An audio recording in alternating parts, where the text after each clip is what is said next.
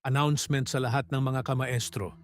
Ngayong Disyembre 24 ng gabi, magpapa-raffle ako ng 10 brand new phone live po yan, simple lang ang gagawin. Mag-subscribe at mag-comment ng magandang araw kamaestro. Simulan na natin ang kwento. Ikinalulungkot ko ang pangyayari, Diego. Kung naging mas malakas lang sana ako, hindi dapat tumantong sa ganito ang lahat eh. Wika ni Limuel. Huwag mong sisihin ang sarili mo, Limuel. Walang may kasalanan sa nangyari. Ang inaalala ko ngayon, kung paano kong ipapaliwanag kay Rodel na wala na ang kanyang mga magulang. Tugon ni Diego habang nakatitig kay Rodel na noon ay nag-aabang sa atangan ng tahanan. Sana lang, magising ng mas maaga ang pinuno. Muling wika ni Limuel. Nilapitan ni Diego ang paslit. Hindi pa ito nakakatulog simula nang dumating sila. Malapit nang sumikat ang araw. Rodel, anak, magpahinga ka na muna. Buong araw ka nang walang tulog. Wika ni Diego. Hindi rin naman po ako makakatulog, tay. Lalo pat nasa masamang kalagayan si Lolo Ferrer. Tugon ni Rodel. Naupo sa tabi nito si Diego habang pilit na kumukuha ng lakas ng loob na sabihin sa paslit ang nangyari sa totoong mga magulang. Akmang magsasalita na ito nang bigla namang tumayo si Rodel. O bakit anak? May problema ba? Tanong ni Diego. May paparating, tay. Humanda ka. Mukhang nasundan tayo ng mga kalaban. Wika ni Rodel. Nilingon nito si Mang Omar na noon ay tinatahi pa ang mga sugat na natamo ni Mang Ferrer. Limuel, kaya mo bang protektahan si Mang Ferrer? Tanong ni Diego. Ako nang bahala sa kanila ni Mang Omar. Mag-iingat ka, Diego. Malakas si Mang Tasyo. Tugon ni Limuel. Alam ko, Limuel. Salamat sa pagpapaalala. Ikaw na munang bahala kay Mang Ferrer. Wika ni Diego. Kagad namang tumayo sa pintuan ng tahanan si Limuel para pigilan kung sino man ang maaaring pumasok dito. Samantalang sina Diego naman, patuloy na hinihintay ang paglabas ng nilalang. Malapit na siya, tay. Maganda kayo. Muling wika ni Rodel. Hanggang sa isang anino ang nagpakita mula sa kagubatan. Sandali lang. Hindi ako kalaban. Ako si Verdano, kaibigan ko si Ferrer. Nalaman kong dito siya dinala ng kanyang alalay na si Limuel. Wika ng lalaking nagpakilalang Verdano. Tay, hindi ko po masukat ang lakas ng isang yan. Pero pareho nga sila ng amoy ni Lolo Ferrer. Wika ng paslit. Ito ang naging palatandaan ni Rodel para matukoy kung kalaban o kakampi ba ang isang nilalang. Pero ba, anak? Mabuti na lang hindi natin siya kalaban. Tugon ni Diego. Kagad namang inawat ni Limuel ang mag-ama. Teka, sandali lang. Ako ang nagpadala ng mensahe sa kanya. Siya si Verdano, ang kaibigan ni Pinunong Ferrer. Mabuti naman po nakarating kayo, Supremo Verdano. Kailangan ko po ng tulong niyo eh. Masyadong malubha yung kalagayan ni Mang Ferrer eh. Isang kagaya niyo lang ang may kakayahang gumamot sa kanya. Wika ni Limuel. Kagad namang nagbaba ng sandata si Diego. Inayang pumasok ang panauhin sa kanilang tahanan. Ilang linggo pa lang ang nakakalipas nang pumunta ang anak kong si Gado sa inyong nayon. At ngayon, malaman-laman kong nahanap na ito ng mga kalaban. Wika ni Mang Verdano. Hindi namin kagad nalaman na may espiya ang mga kalaban sa loob mismo ng nayon. Kaya hindi rin namin nagawang paghanda ng mga pangyayari. Wika ni Limuel. Kung nalaman ko lang kaagad ang mga nangyari, maaari ko pa sanang maipadala si Gado para tulungan kayo. Pag-uusap ng dalawa. Kaagad namang pumasok si Rodel at Diego. Mawalang galang namang Berdano. Pero hindi ko po kayo lubusang kilala. Maaari ko bang malaman kung ano ang kaugnayan nyo kay Mang Ferrer? Tanong ni Diego.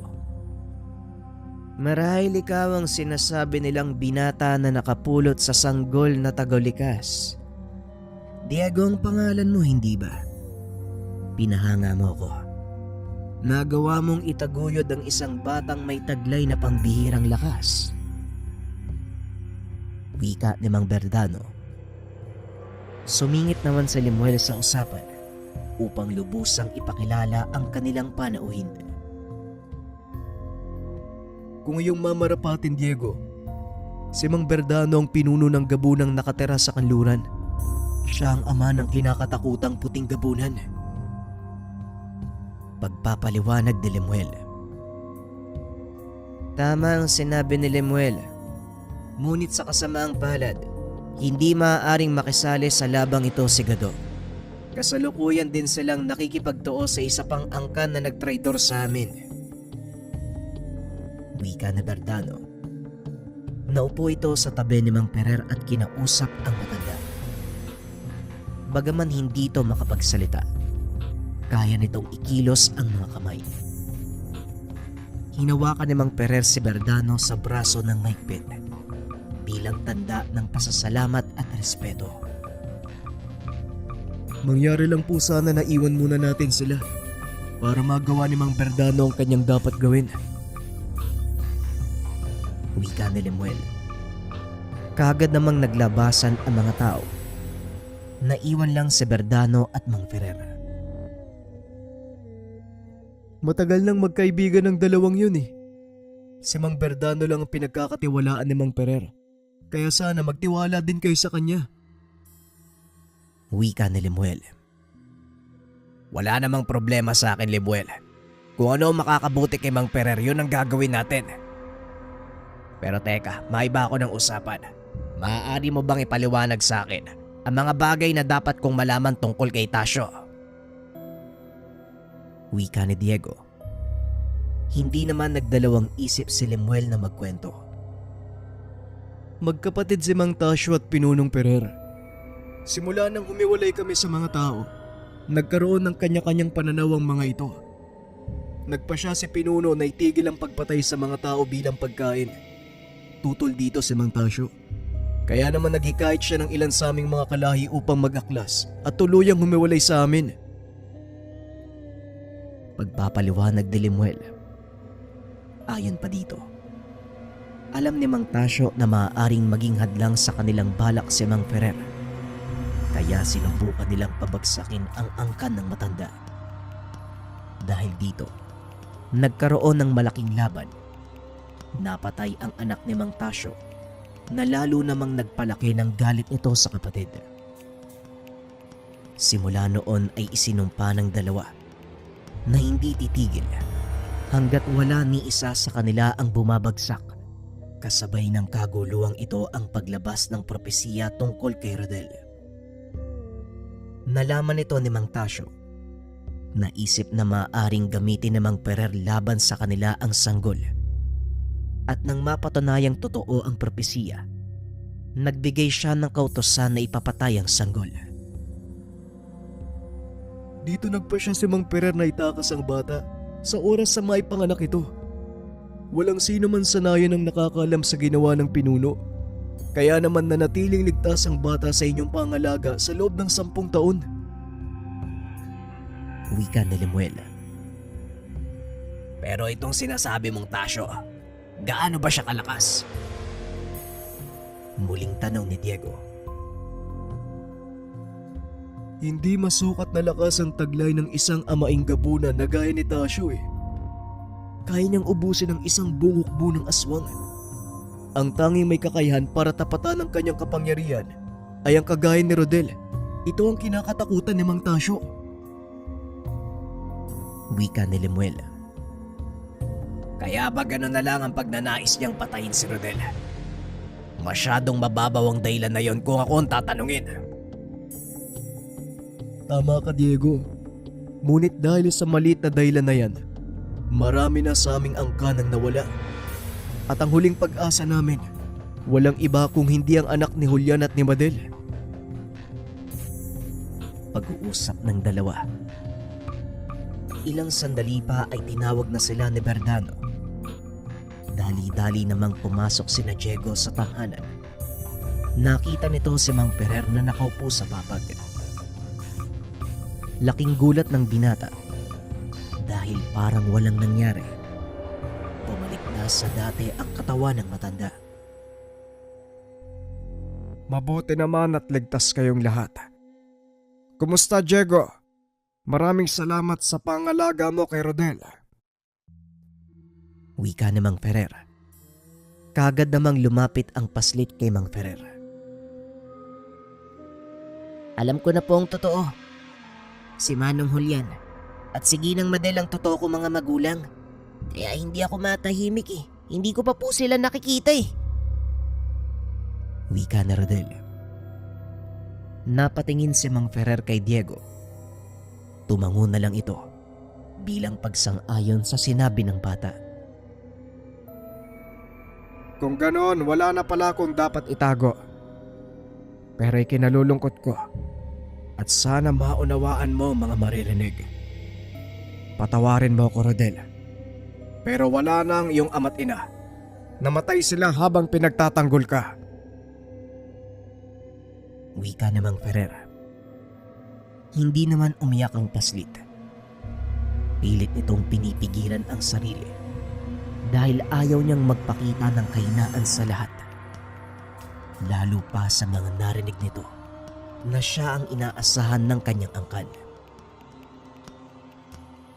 Nasaan po sila, Lolo Ferrer? Nasa maayos bang kalagayan ng bangkay nila? Tanong ng paslit. Sa ngayon, hindi ko alam ang kalagayan nila, Rodel. Ngunit malaki ang posibilidad na naiwan ang kanilang bangkay doon sa nayon. Wika ni Mang Ferrer. Kailangan ko po silang puntahan. Sa pagkakataong iyon, napalingon si Diego nang marinig ang sinabi ng anak-anakan. Alam ko, Rodel, ngunit hindi pa maaari sa ngayon. Delikado kung babalik ka sa nayon, lalo pat nasakop na ito ni Tasyo. Muling wika ni Mang Ferrer. Yan mismo ang dahilan kung bakit gusto kong bumalik sa lugar na yon. Gusto ko siyang makaharap. Kailangan niyang managot sa ginawa nila kay Tatay Julian at Nanay Madel. Muling wika ng paslit. Ramdam ni Mang Ferrer ang matinding galit sa tinig nito. Hindi niya masisisi si Rodel sa nararamdaman. Hindi kita masisisi sa nararamdaman mo. Minsan na din akong nawala ng mga magulang, Rodel. Ngunit tandaan mo, ang pag-iigante ay walang maibubungang maganda. Lalo lang nitong papalalain ang sitwasyon. Wika ni Mang Ferrer. Ngunit buo na ang pasya ni Rodel. Naglakad ito papunta kay Diego at kinausap. Tatay Diego, alam ko naging mabuti kayo magkaibigan ni Tatay Julian. Hindi ba ang magkaibigan ni nagdadamayan hanggang sa uli? Sasamahan niyo ba ako na ipagiganti ang kamatayan nila? Wika ni Rodel. Hindi makasagot si Diego ng mga sandaling iyon. Nag-aagaw ang kanyang nararamdaman sa pagitan ng pagiging mabuting ama at kaibigan. Tama ka, Rodel. Naging mabuti nga kaming magkaibigan ng Tatay Julian mo. Masakit din para sa akin ang pangyayari. Pero kagaya ng sinabi ni Lolo Ferrer mo, hindi sagot ang pag-iigante. Wika ni Diego. Napayoko si Rodel sa naging tugon ng ama. Biglang napatra si Diego dahil nang mag-angat ng tingin ng paslit. nagbago na ang itsura nito. Kung ganun, wala ka palang kwentang kaibigan. Hindi ka marunong tumanaw ng utang na loob. Hahayaan mo ba silang mamatay ng ganun-ganun lang? Pwes, kung kaya niyong maatim ang ganung bagay, hindi ako papayag na mauwi sa wala ang lahat. Sa ayaw at sa gusto niyo, ipag-iiganti ko sila. Kung gusto niyo akong pigilan, subukan niyo ako. Wika ni Rodel.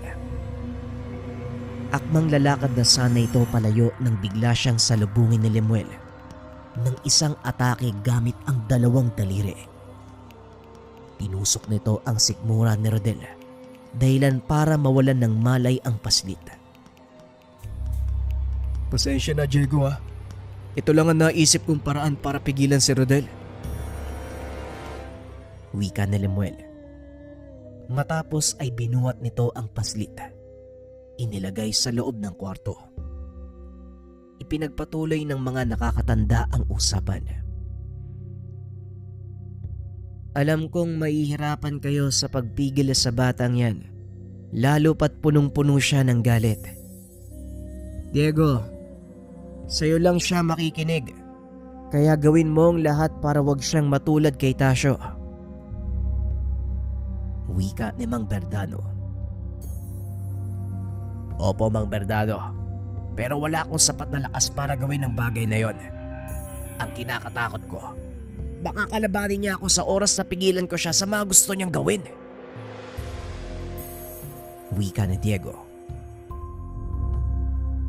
Hindi mo kailangan ng malakas na kapangyarihan para maging mabuting ama, Diego. Ang gamot sa taong nasaktan, walang iba kung hindi pagmamahal.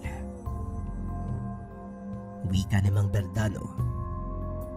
Malalim na kataga ang binitawan niya ng mga sandaling iyon. Hindi lubusang maunawaan ni Diego ang ibig nitong sabihin. Ganun pa man, hindi rin ito makakapayag na lumakad si Rodel mag-isa. Diego, alam kong hindi ka kasing lakas naming mga gabunan. Ngunit nakikita kong ikaw lang ang susi para maalis ang galit sa puso ng bata. Hindi ko alam kung sa papaanong paraan, pero malakas ang pananalig ko sa iyo. Ihahabilin ko sa iyo ang tungkol sa mga bagay na yan. Wika ni Mang Ferrer. Kami na ang bahalang makipagtos kay Tasyo. Manatili ka dito kasama ang paslit. Anumang oras ay maaari siyang magising. Matapos niyang magsalita, biglang sumigaw si Mang Omar. Diego! Si Rodel! Wala na sa higaan! Biglang nagkatinginan si Mang Ferrer at Lemuel. Samantalang si Diego naman ay dali-daling tumakbo papasok sa tahanan. Teka, paano nangyari to, Mang Omar? Tanong ni Diego. Hindi ko alam, Diego, pero pagpasok ko sa kwarto wala na siya. Tignan mo, iniwan ni Rodel ang kanyang tirador. Wika ni Mang Omar. Biglang kinabahan ng husto ang binata dahil alam nito ang ibig sabihin ng pag-iwan ni Rodel sa paboritong laruan. Dali-daling lumabas ang binata. Sinubukang suyurin ang gubat sa paligid ng tahanan. Sa kasamaang palad ay nabigo ito. Isang lugar lang ang hindi pa napupuntahan ng binata. Yun ay ang ilog kung saan sila naligo kasama ni Julian at Madel. Dali-dali itong nagtungo sa lugar. Nakahinga siya ng maluwag dahil natagpuan niyang nakaupo ang paslit sa batong nasa gilid ng pangpang. Marahang naglakad si Diego papunta sa bata at naupo sa tabi nito. Tandang-tanda ko pa kung gaano kami kasaya ni Tatay Julian at Nanay Madel sa lugar na to eh. Nagsisisi ako kasi hindi ko pa alam na sila yung totoong mga magulang ko. Kung alam ko lang sana sinulit ko yung pagkakataong magkakasama kami. Wika ni Rodel. Ramdam ni Diego ang kalungkutan sa boses ng paslit. Tumayo ito at niyakap ang anak-anakan. Nararamdaman ko ang bigat ng kalooban mo, anak. Maging ako nagsisisi din eh. Kasi hindi ko sinabi sa'yo ng mas maaga ang lahat. Ginawa lang namin ng Tatay Julian mo ang nararapat para protektahan ka. Kahit alam ko sa sarili ko na darating ang araw na to at maaari kang masaktan. Wika ni Diego. Yumakap pabalik ang paslit. Wala itong tigil sa pag-iyak. Hinayaan lang ni Diego ang batang mailabas ang lahat ng sama ng loob hanggang sa tuluyan itong makatulog. Nakaiga silang pareho sa gilid ng pangpang. Payapa naman ng mga sandaling iyon ang mukha ni Rodel. Nakahinga ng maluwag si Diego dahil hindi na nito nararamdaman ang maitim na enerhiyang bumabalot sa katawan ng bata. Hindi inaakala ni Diego na sa kabila ng kapayapaang iyon, biglang nakaramdam ng paparating na panganib ang binata. Dali-dali itong tumayo at binuhat si Rodel. Akmang lalakad na sana papalayo sa lugar. Isang malaking kamay ng nilalang ang biglang tumama sa kanya. Dahilan para tumilapon sa malayo at mapitawan si Rodel. Tumalsik ito sa tubig at dahan-dahang lumubog. Akmang tatalo na din sana si Diego para iligtas ang paslit, nang bigla itong hatakin ng kung anong nilalang. Binunot ng binata ang barel at pinaputokan ng paligid. Hanggang sa makarinig siya ng atungal, binitawan ng nilalang ang kanyang paa. Dali-daling tumayo si Diego. Sinubukang gamitin ang kakayahan ng bertud na ibinigay sa kanya. Ngunit wala itong epekto dahil hindi pa lumulubog ang araw. Wala nang nagawa si Diego ng mga sandaling iyon kung hindi depensa ng sarili gamit ang kanyang baril. Patuloy nitong inikot ang tingin sa paligid upang malaman kung saan manggagaling ang kalaban.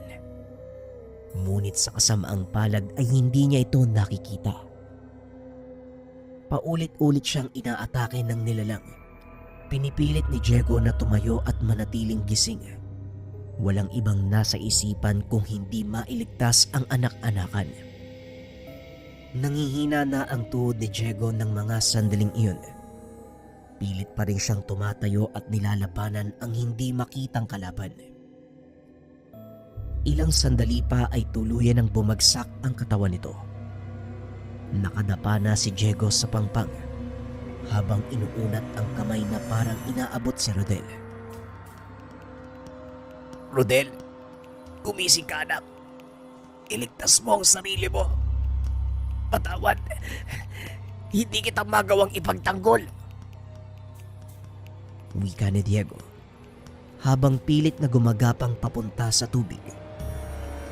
May biglang dumampot sa kanya mula sa likuran at inangat ito.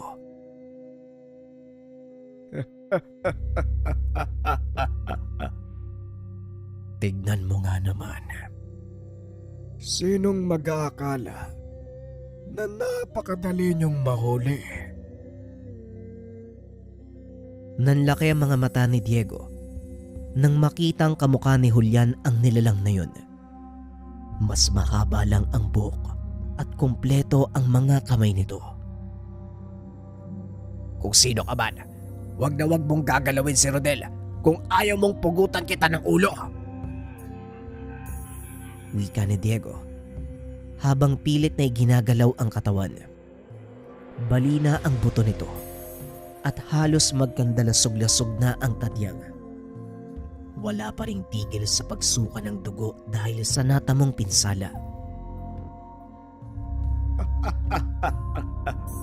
Tingnan mo nga ang sarili mo.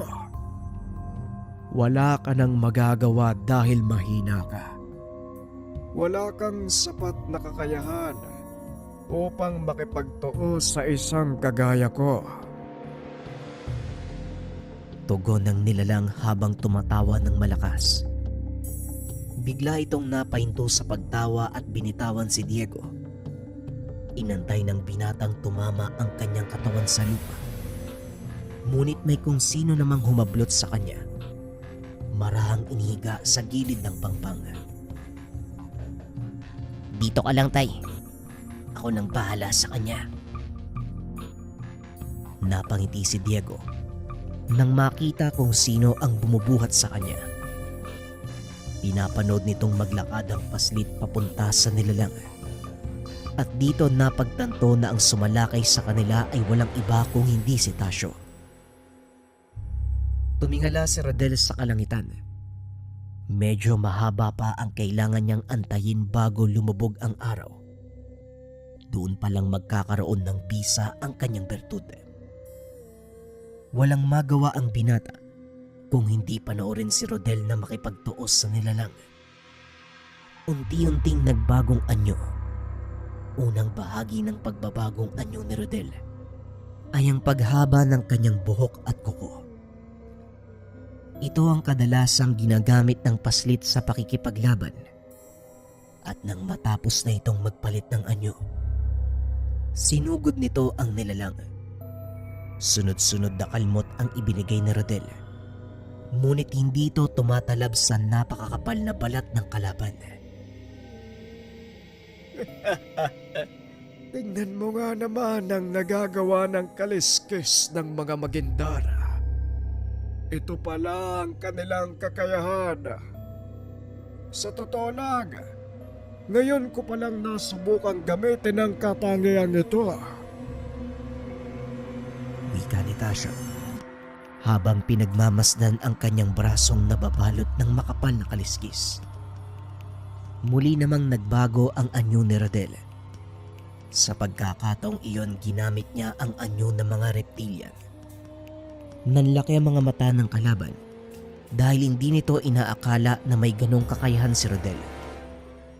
Hindi na nagsalita ang paslit at dire-diretso itong sumalakay. Sa kalagitnaan ng pagtakbo ay biglang nawala si Rodel. Nagpalinga-linga ng tingin si Tasyo ngunit hindi nito nakikita ang paslit. Hanggang sa biglang may kumalmot sa kanya mula sa likuran. Napasigaw si Tasyo. Nakarinig ng mapang-asar na tawa. Akala mo ba ikaw lang ang may ganyang kakayahan? Nagkakamali ka dahil meron din ako niyan. Wika ng paslit. Magpakita ka nang madurog kita ng pinong-pino. Tugon ni Tasyo. Biglang natawa si Diego sa sinabi nito. Paslit lang pala makakapagpaubos ng pasensya mo. Wika ni Diego. Nilingon ito ni Tasyo at nilapitan. Manahimik ka na lang. Manahimik ka at mamatay. Muling wika nito sabay unday ng suntok sa binata. Biglang may sumalo sa kanyang kamao. Sa pagkakataong iyon ay muli niyang nakita ang nakangising mukha ni Rodel. Huli na ang lahat dahil nakaamba na ang isa pang kamay nito sa kanyang mukha. Isang malakas sa suntok ang ibinigay ng paslit. Dahilan para mapatras ng ilang hakbang ang malahiganting si Tasyo. Ano tanda? Anong lasa ng suntok ko? Muling pangaasa ng paslit. Matapos ay tumakbo ito palayo para magpahabol. Sa sobrang inis ni Tasyo ay sinundan niya ito. Pinagsusuntok, ngunit hindi niya ito magawang patamaan. Anong problema? Bakit hindi ka makatama? Parang nanlalabo na yata yung paningin mo. O hindi kaya naman sadyang tumatanda ka na? Wika ni Rodel. Napapasigaw si Tasyo sa sobrang galit dahil hindi nito magawang patamaan ang paslit. Lingid sa kaalaman nito na gumagawa ng paraan si Rodel upang unti-unting mapagaling ni Diego ang sarili gamit ang bertud na ipinagkaloob sa kanya. Alam ni Rodel ang bisa nito dahil mismong si Madel ang nagsabi sa kanya ng lahat. tungkol sa bertud na nagmula sa bato ng aswang. Ilang sandali lang ay papalubog na ang araw. Unti-unti na ding napapagaling ni Diego ang sarili. Patuloy lang itong nakapikit habang pinakikiramdaman ang kilos ni Rodel na noon ay wala pa ring tigil sa pangaasar kay Tasio. Sa kabilang banda naman, habang nakikipagbakbakan sina Diego, sinalakay din ng mga tauhan ni Tasio ang tahanan ni Mang Omar. Mukhang nandito na ang puwersa ni Mang Tasio, Pinuno. Nasaan kaya si Rodel at Diego? Tanong ni Lemuel. Huwag mo silang alalahanin. Malakas ang pananalig ko sa mag-amang yun. Alam kong hindi sila basta-bastang magpapatalo, lalong-lalo na si Rodel. Tugon ni Mang Ferrer. Ngunit alam nito ang kahinaan ng bertud ni Diego. Wala itong bisa hanggat hindi nalilikop ng kadiliman ng gabi ang paligid. Alam kong nag-aalala ka, Ferrer. Alisin mo sa isipan ng negatibo. Alam mo kung gaano ka-espesyal ang apo mo. Wika ni Verdano. Alam kong espesyal ang aking apo. Ngunit alam ko din ang magagawa ni Tasio. Kilala ko ang kapatid ko, Verdano.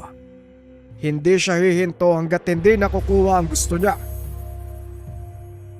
Tugon ni Mang Ferrer. Habang nag-uusap ang mga ito, unti-unti nang napapaligiran ng mga kalaban ng tahanan. Wala nang ibang pagpipilian si Mang Ferrer kung hindi kalabanin ang sariling kalahi. Walang pagdadalawang isip na sumugod si Lemuel. Samantalang ang dalawang nakakatandang gabo na naman, inantay na makalapit ang ilan sa mga kalaban. Bawat madikit sa kanilang dalawa, kaagad napupugutan ng ulo. Kaya naman natatakot na ang ilan sa mga aswang na sumugod. Parang kagaya lang dati, Verdano. Ang pinagkaiba nga lang, hindi na natin magawang kumilos ng mabilis. Nananakit na ang kasukasuan ko. Wika ni Mang Ferrer. Ganon din ako, Ferrer. Sino bang mag-aakala na tumatanda din pala ang mga kagaya nating gabunan? Pero tignan mo kung ano ang magagawa natin ang magkasama. Tugon ni Mang Verdano habang iniikot ang tingin sa mga bangkay ng kalaban. Nagawang ubusin ng tatlo ang mga alagad ni Tasio. Nakaramdam ng awa si Mang Ferrer dahil alam nitong wala nang magtutuloy ng kani-kanilang angkan. Dahil sa maling paniniwala nangyari ang mga bagay na ito. Kung nakinig lang sana sa akin si Tasio. Kaso hindi. Mas ginusto niyang unahin ang makasariling desisyon. Isadlak sa buhay na walang kasiguraduhan ng lahat ng mga taong sumusunod sa kanya. Wika ni Mang Ferrer. Hindi mo rin masisisi ang mga taong ito dahil sa totoo lang sumusunod lang sila sa utos. Ngunit wala nang pag-asang mabago ang kanilang gawi dahil nagkaroon na sila ng kakaibang pagkaumaling sa dugo at laman ng tao. Wika ni Mang Verdano. Matapos ang laban ay inutusan ni Mang Ferrer si Lemuel na tipunin ang mga namatay nilang kalahi upang mabigyan ng marangal na libing. Kaagad na ding lumakad ang dalawang matanda papunta sa kinaroroonan ni Diego at Rodel. Naramdaman ni Mang Ferrer ang presensya ng paslit. Simula nang makipagtos ito sa isang pamilyar na nilalang. Malakas ang kutob ko na nakikipagtuo si Rodel at Diego kay Tasio. Kanina ko pa sila nararamdaman, Verdano. Wika ni Mang Ferrer. Alam ko, Ferrer, kaya magmadali ka. Dahil maaaring hindi sapat ang lakas ng dalawang yon para tapatan ng totoong kapangyarihan ni Tasio. Wika ni Mang Verdano. Ilang sandali pa naramdaman na nila ang bugso ng enerhiya na tila nagmumula sa dalawang nagbabanggaang mga bato. Sinundan ito ng dalawang matanda. Narating nila ang pangpang na ilog kung saan nakikipagtoo si Rodel sa isang malaking nilalang. Mabaging langit. Hindi nga ako nagkamali. Inakala ni Tasyo na ganong kadaling mapapatay si Rodel. Tignan mo ang bata oh. Tila tuwang-tuwa pa habang nakikipaglaban. Pero teka, nasaan si... Hindi na naituloy ni Mang Ferrer ang sasabihin nang makita nito si Diego na noon ay nag-aagaw buhay sa gilid ng pangpang. Hindi na nito nagawa pang pagalingin ng sarili dahil mahinang-mahina na ang kanyang katawan. Diego! Diego, gumising ka! Naririnig mo ba ako? Wika ni Mang Ferrer. Wala na siyang malay at maaaring mamatay anumang oras. Wika ni Mang Verdano. Pero may taglay siyang bertud ng aswang Verdano. Kaya imposibleng mamatay si Diego sa simpleng panggugulpi lang. Wika ni Mang Ferrer. Kagad namang pinaliwanag ni Mang Verdano ang lahat. Ano ka ba namang matanda ka? Nagkaedad ka na ng ganyan. Hindi mo pa rin alam ang kainaan ng bertud na mula sa bato ng aswang. Kapag mahina na ang pisikal na katawan ng nilalang na nagtatangan nito, mawawala ng kakayahan ng bertud na mapagaling ang sino mang may pinsala. Wika ni Mang Verdano. May magagawa ka ba tungkol dito, Verdano? Ayoko mawala ang kay sa isang taong nakilala ni Rodel na ama. Hindi sa ngayon. Muling wika ni Mang Ferrer. May isa pa akong paraang naisip, Ferrer. Ngunit lubusan itong babaguhin ng pagkatao ni Diego. Alam mo na kung anong tinutukoy ko. Wika ni Mang Verdano. Nanlaki ang mga mata ni Mang Ferrer sa sinabi ng kaibigan. Nung una ay tutol pa ito.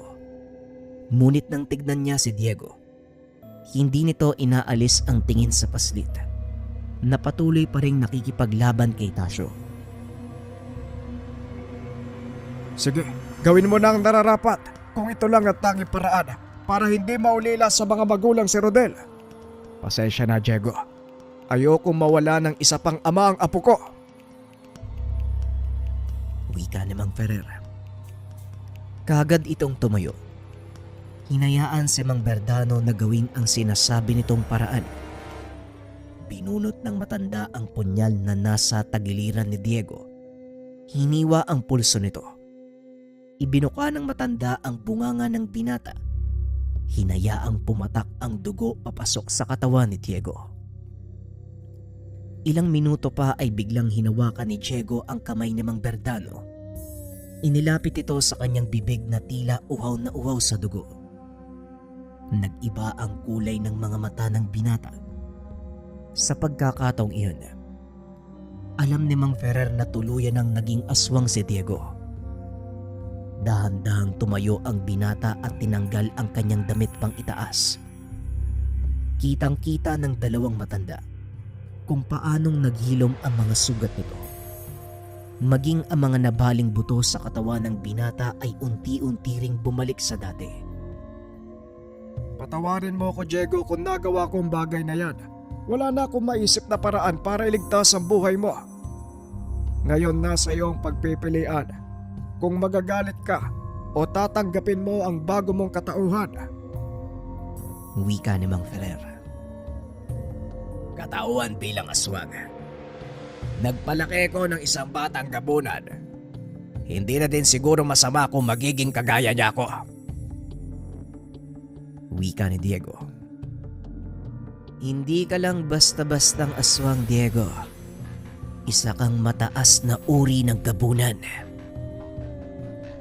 Muling wika ni Mang Verdano. Mula sa direktang angkan ng mga gabunan ang matanda. Kaya kung sino man ang masalina ng dugo nito, nagiging kagaya niya. Isa ito sa mga paraan ng mga gabunan upang maparami ang kanilang angkan. Alam ko, Mang Berdano, at alam kong ginagawa nyo lang din ito sa mga taong karapat dapat sa inyong kapangyarihan. Maraming salamat dahil hindi kayo nagdalawang isip na ipagkaloob sa akin ng ganitong uri ng lakas. Wika ni Diego. Biglang nag-iba ang aura ng binata. Bagay na kaagad ding naramdaman ni Tasyo. Napalingon ito sa kinaroroonan ng tatlo habang patuloy na iniiwasan ang mga atake ni Rodel. Tingnan mo nga naman. Isang bagong sibol na gabunan. Tignan natin kung anong magagawa ng isang kagaya mo. Wika ni Mang Tasyo. Laking gulat ni Mang Berdano nang biglang mawala si Diego sa kinakatayuan nito. Lumitaw siya sa harapan ni Mang Tasyo. Binunot ng binata ang baril na nakasugbit sa kanyang likuran. Walang pagdadalawang isip na inubos ang bala sa katawan ng kalaban. Tumawa ng malakas si Mang Tasyo. Inakala nitong walang epekto ang ginawa ng binata. Ngunit ilang sandali pa ay biglang naramdaman ng matanda na tila nasusunog na ang kanyang balat. Ang mga balang ginamit ko ay binabad sa dugo ng babaeng usa. Masyado kang nagpakampante, tanda. Ano naman ang akala mo sa akin, hindi nag-iisip? Wika ni Diego. Walang yaka. Pagbabayaran mo ang kalapastangan ng ginawa mo. Wika ni Mang Tasyo at kaagad sinugod si Diego. Ngunit dahil sa mga pinsalang natamo, hindi nito magawang pantayan ang bilis ng binata. Patuloy lang ang pag-atake ni Rodel at sa tuwing makakakita ng pagkakataon, pinapaputukan ni Diego ang kalaban hanggang sa inilagay na nito ang huling magasin ng kanyang bala. Tumayo si Rodel sa tabi ng binata at nagsalita. Mabuti naman nakaligtas po kayo, tay. Saka bakit parang pareho na tayo ng amoy? Tanong ni Rodel. Mamaya ko na ipapaliwanag sa iyo ang lahat. Sa ngayon, ituon mo muna ang pansin sa kalaban. Wika ni Diego. Napangiti si Rodel at muling sinugod si Mang Tasyo. Isang malakas na sipa ang binigay nito. Dahilan para matumba ang matandang gabunan at mahulog sa tubig. Dali-dali naman itong sinundan ni Rodel. Sa pagkakataong iyon, ginamit ng paslit ang katangiang nanggaling sa kanyang ina.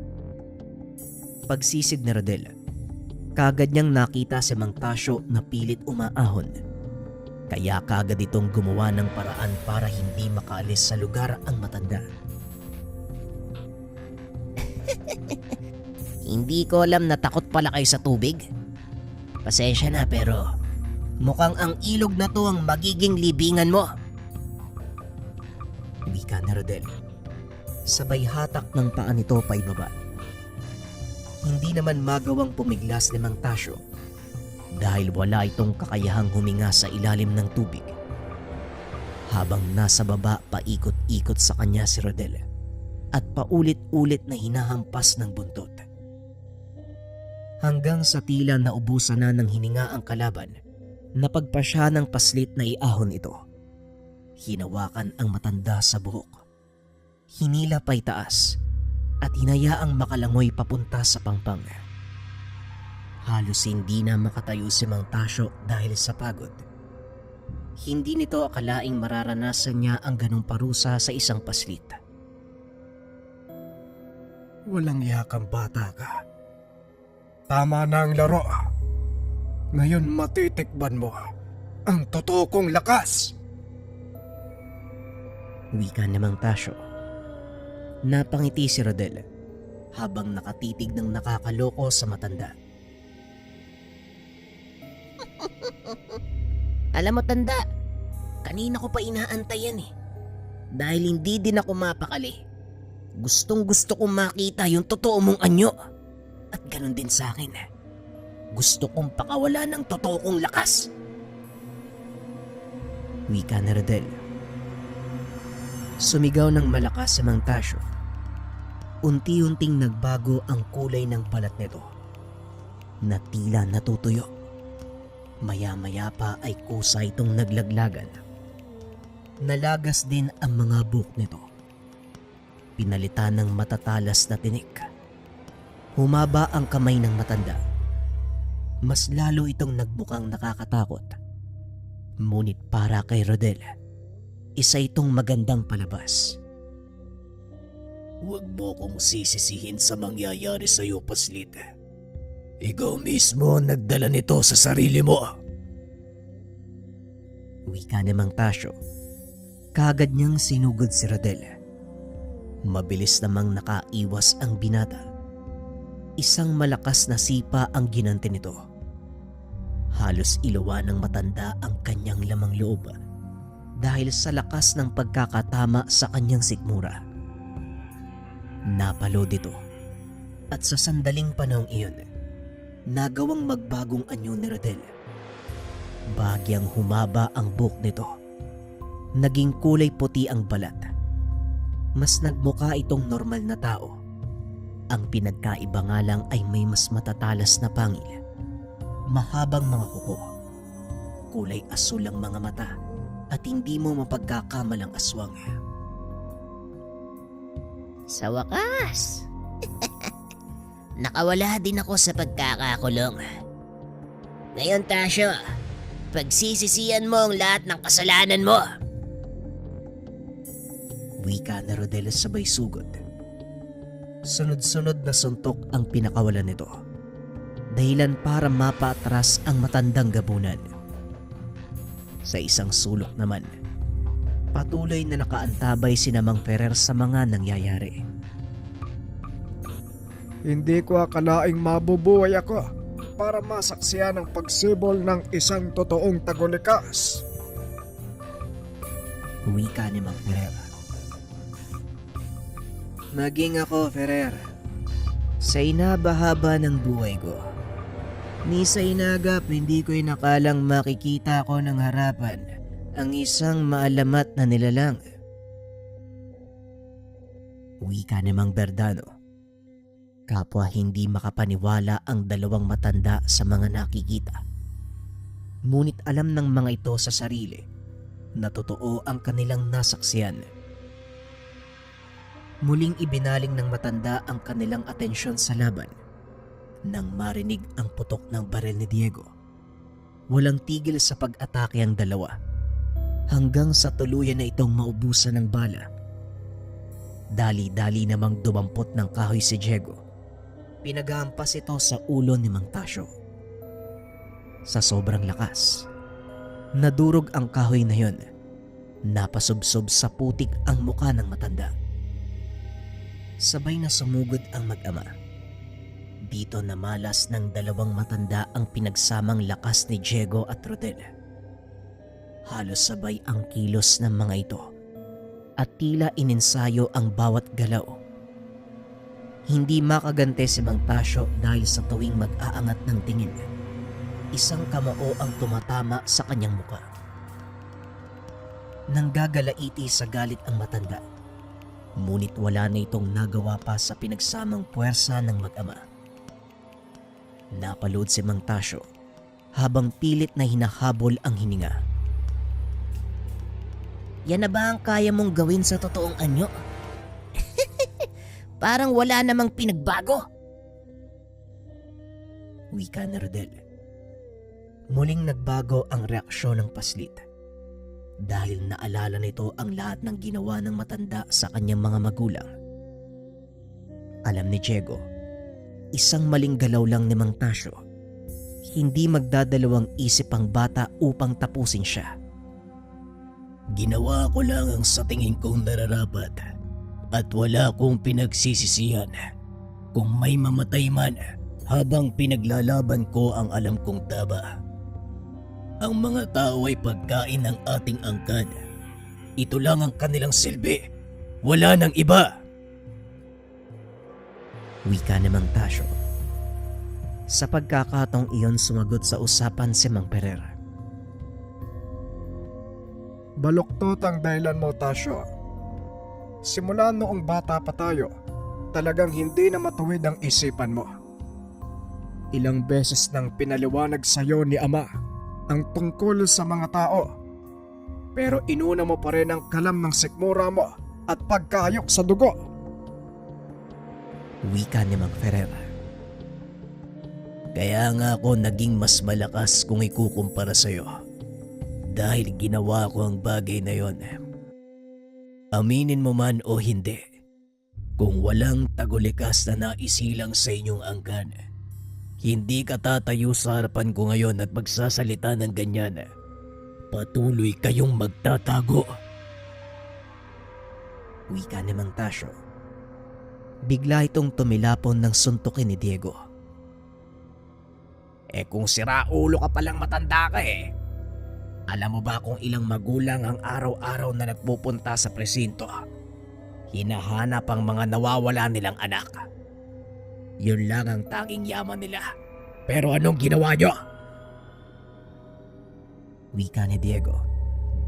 Habang patuloy na binabayo ng malakas sa suntok ang katawan ng matandang gabunan.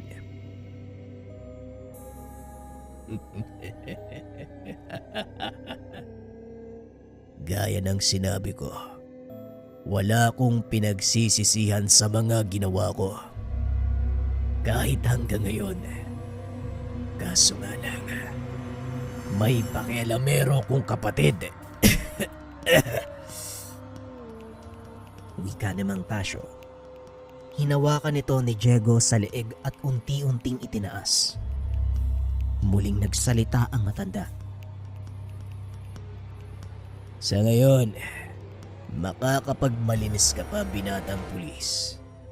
Ngunit sasabihin ko sa'yo, alam kong darating ang pagkakataon. Sa oras na matakam ka sa dugo, hindi mo mapipigilan ang tawag ng iyong bagong katawan. Hinigpitan ni Diego ang pagkakasakal sa matanda para matigil ito sa pagsasalita. Alam kong mangyayari yun, pero hindi ako kagaya mong walang utak. Hindi ko tatanggapin ang kakayang ito kung wala ang mga taong tutulong sa akin para malagpasan ang mga pagsubok.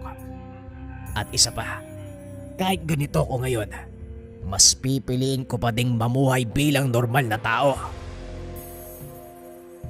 Tugon ni Diego. Sabay hagis kay Mang Tasyo sa paanan ni Mang Ferrer. Mukhang hanggang dito ka na lang talaga, Tasyo. Napakaraming pagkakataon ang binigay namin sa'yo. Pero anong ginawa mo? Tinuloy mo pa rin ang baluktot na gawain. Wika ni Mang Ferrer. Pwede ba, Ferrer? Itigil mo na ang mga pangaral mo. Wala na kayo magagawa dahil ito na ang nakatakda para sa akin. Nakakalungkot lang dahil wala ni isa sa mga taong pinili kong protektahan ang tumayo at lumaban para sa akin. Wika ni Mang Tasyo. Yon ay sa kadahilanang hindi sila sang-ayon sa mga gusto mong mangyari. Labag sa kalooban nila ang mga gawain mo. Pinaniwala mo sila sa maling pangako hanggang sa wala na silang pagpipilian kung hindi ang yakapin ng bagong buhay na meron sila. Wika ni Mang Ferrer. Napangiti na lang si Mang Tasyo habang unti-unti itong nagbabalik sa dating anyo. Maging si Diego at Rodel, nagbalik na din sa normal. Ngayon, anong binabalak mo sa isang ito, Rodel? Tanong ni Mang Verdano. Nanlaki ang mga mata ng paslit sa sinabi ng matanda. Po, bakit naman po ako yung tatanungin nyo? Hindi ba dapat si Lolo Pereira magpasya? Siya yung nakakatanda dito Tanong ni Rodel. Bilang bagong supremo ng ating angkan, Kailangan mong magdesisyon. Ito na ang tamang panahon, Rodel. Wika ni Mang Ferrer. Malaki ang kasalanan sa akin ng taong to. Pinatay niya ang nanay at tatay ko. Hindi man lang ako nagkaroon ng pagkakataong iparamdam sa kanilang pagiging anak. Kung tutusin, lahat ng dahilan nasa akin para patayin ka. Pero kung nabubuhay lang si Nanay Madel, siguradong ito ang sasabihin niya. Pairalin mo ang pagpapatawad. Ganon din si Tatay Julian. Panigurado ang sasabihin niya. Hayaan na ang batas ng kalikasang humusga sa kanya. Wika ng paslit. Napapangiti na lang si Diego sa mga naririnig. Hindi nito inaasahan. Ganito kalaki ang naging impluwensya ng mga magulang sa paslit sa loob lamang ng maikling panahon. Sundin mo ang sinasabi ng puso mo, Rodel. Hindi ang sinasaad ng isipan. Dahil ang isip ay maaari pang baguhin. Ngunit ang puso kailanman, walang elementong maaaring makapagpabago ng sinasaad nito. Wika ni Diego. Napangiti si Rodel. Inabot ang kamay ni Mang Tasyo. Hinawakan ito ng matanda. Kahit kailan napakahina talaga ng mga utak nyo. Ikaw bata, kung sa palagay mo lalambot ako dahil sa mga pangaral mo, nagkakamali ka. Wika ni Mang Tasyo habang hawak ang kamay ni Rodel. Lingid sa kalaman nito, may isa pang kakayahan ng paslit na nagmula sa kinain nitong reptilian. Ito ay ang humigop ng kakayahan ng anumang mahahawakan. Alam ko, kaya nga kukunin ko ang lahat ng kakayahan mo para hindi ka na makapaminsala pa. Wika ni Rodel habang unti-unting nagbabago ng anyo bilang reptilian. Dahan-dahang pumasok sa katawan ni Rodel ang enerhiya ni Mang Tasyo hanggang sa tuluyan na itong bumagsak. Sayang ang binigay naming pagkakataon sa iyo, Tasyo. Kaya ngayon, mamuhay ka bilang mortal. Sa kasalukuyan mong edad, hindi ka naman na magtatagal eh. Wika ni Mang Ferrer. Napasigaw ang matanda dahil bigla itong nakaramdam ng panghihina at lamig. Mga bagay na hindi niya nararamdaman nung nasa kanya pa ang kapangyarihan ng gabunan. Matapos kunin ang enerhiya ni Mang Tasyo, bigla namang natumba si Rodel. Kaagad namang sinulong ni Diego. Napailing na lang ang binata dahil nang tignan nito ang paslit. Mahimbing ang kanyang tulog. Aalis na kami, Tasyo. Nasa iyo kung mamumuhay ka kasama namin o mananatili ka sa mundong minsan mong itinuring na pagkain. Wika ni Mang Ferrer. Matapos ay umalis na sila sa lugar. Ilang minuto matapos ang kaganapang iyon, bumalik sa dati ang lahat. Maging si Rodel ay pumasok na sa paaralan. Ipinagpatuloy ni Diego ang kanyang trabaho. Samantalang si Mang Tasyo naman, piniling mamuhay kasama ang kanyang kapatid. Gaya ng sinabi ni Mang Ferrer, hindi nagtagal ay pumanaw na ito bilang normal na tao. Sa paglipas ng panahon, naging mapayapa ang buhay ni Rodel. Kasama niya ang ama-amahang si Diego. Kalaunan ay sinundan nito ang yapak ng ama. Naging magiting na alagad ng batas. Bagaman mula sa angkan ng mga aswang, pinili pa din ni Rodel ang mamuhay bilang normal na tao habang pinapanatili ang kaayusan ng parehong mundong kinalakihan. Kalaunan ay nabiyayaan ng isang anak si Rodel na labis namang ikinatuwa ni Mang Ferrer at Diego. Sa wakas, hindi na mapuputol ang kanilang linya. May isinilang sa mundo na magiging kalahi ng gapunan. Sa tuwing nagbabalik tanaw si Diego sa mga alaala ng kahapon, hindi nito maiwasang mapangiti, lalo pa kapag naiisip nito ang mga panahon. Napulot niya ang isang batang Rodel. Nakalaunan ay siyang nakilala bilang isang tagulikas o batang gabunan. Maraming salamat sa pakikinig ng ating kwento mga kabayan. Nakakalungkot man dahil ito na ang huling episode, pero huwag kayong mag-alala dahil merong bagong pinadalang kwento sa atin. Ito, ibang-iba tong kwento na to kasi iikot sa karagatan yung kwento natin. Ito'y kwento na pumapatungkol sa mga badyaw, pati na rin sa kanilang gabay. Kung sakaling gusto nyong i-upload na natin kagad ang next series, comment lang ng #upload mo na yan. Muli maraming salamat. Paalam.